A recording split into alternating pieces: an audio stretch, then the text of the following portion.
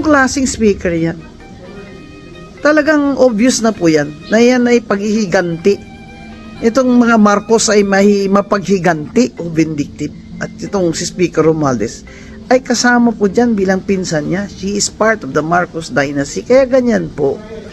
Sana naman ay dahil rule of law tayo, demokrasya tayo dapat, ay hindi sila ganyan.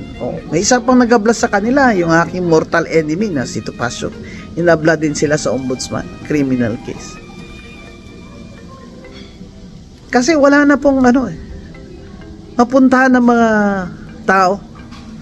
Wala na po dahil ang hawak nila sa kapangyarihan ay hawak na sa leeg. Hindi man tayo na martial law. Malapit na po tayo, parang ganun. Ito pa, meron pa silang House Committee sa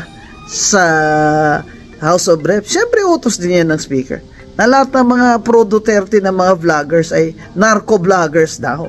Kaya pinapatawag nila ngayon. At pag ayaw nila ng sagot, iko-contempt na naman nila at kanilang ipakukulong. Ano ba yan? Hindi po tayo ganyan. Demokrasya po tayo. Ayaw po natin ang sagot nila. Hindi po ibig sabihin na sila ay nagsisinungaling. Mag-aral naman po kayo dyan ng Stonewall versus Jokno.